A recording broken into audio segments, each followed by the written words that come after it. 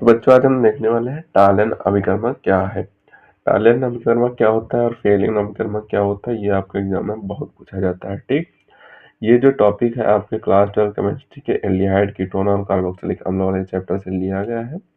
तो हम इसे देख लेते हैं।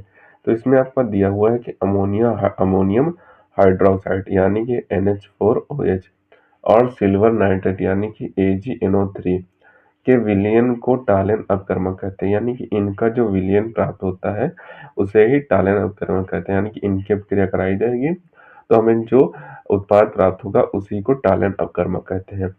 टालन अपकर्मक एल्डिहाइड से क्रिया करके रजत दर्पण बनाता है। यानी कि आपसे ये भी पूछा जा सकता है कि रजत दर्पण क्या होता है और किससे बनता है, तो आप यही लिख देंगे। ठीक, इसके द्वारा एल्डिहाइड समूह की उपस्थिति की जांच की जाती है। यानी कि टालन अपकर्मक के द्वारा ही किसी किसी यौगिक में जो है एल्डिहाइड समूह उपस्थित है या फिर नहीं उपस्थित है तो उसकी जांच की जाती है। ठीक, तो अब हम इसकी अभिक्रिया देख लेते हैं। अमोनियम हाइड्रोक्साइड, तो ये आपका अमोनियम हाइड्रोक्साइड हो जाएगी। सिल्वर नाइट्राइड AgNO3, जब इनके विलयन को ही टालन अपकर्मक कहते हैं, इनको मिलाया जाएगा तो एक विलयन तैयार होगा जिसे Ag2O बोलेंगे। यानी कि Ag2O ये आपका टालन अपकर्मक हो जाएगा, टालन अपकर्मक हो जाएगा, Ag2O हो जाएगा। ठीक, तो ये आपका टालन अपकर्मक बनके तैयार हो जाएगा।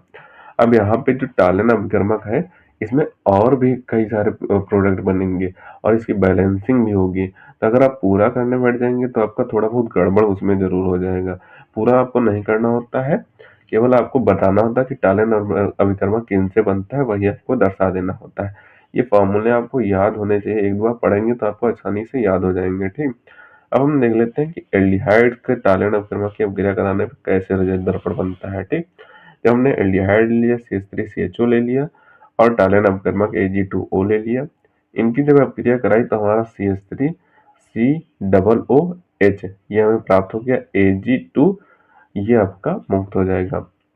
देखो CH3C, ये वाला O, ये वाला O और ये वाला H COOH बना लेगा। ठीक, तो कार्बोक्सिलिक अम्ल आपका बन जाएगा।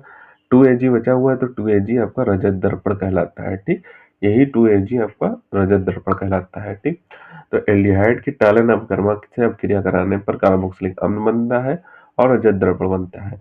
अगर आपसे एल्डिहाइड से कार्बोक्सिलिक अम्ल बनाने को बोल दे तो आपको यही अपक्रिया लिख देनी है, आपकी सही हो जाएगी, एकदम सही रिएक्शन हो जाएगी। ठीक, तो इसे आपको अच्छे तरीके से तैयार कर लेना है। इसका आप ऊपर से स्क्रीनशॉट कर लें और इसे आपको अच्छे तरीके से तैयार कर लेना है, बचे हुए पार्ट का स्क्रीनशॉट कर लें। इसके बाद हम फेलिन अपकर्मक देखेंगे कि फेलिन अपकर्मक क्या होता है। वो भी आपके एग्जाम में, टालन अगर नहीं आया तो फेलिन अपकर्मक आपके एग्जाम में बहुत पूछा जाता है, तो वो भी अगले वीडियो में देख लेंगे। तो इसे आप अच्छे तरीके से तैयार कर लें। मिलते हैं किसी नए वीडियो में नए टॉपिक के साथ, तब तक के लिए धन्यवाद। और अगर अभी तक आपने हमारे इस चैनल को सब्सक्राइब नहीं किया है तो सब्सक्राइब जरूर कर लें, क्योंकि हम इसी तरीके से क्लास 12 से रिलेटेड इंपॉर्टेंट टॉपिक पर वीडियो डालते रहते हैं।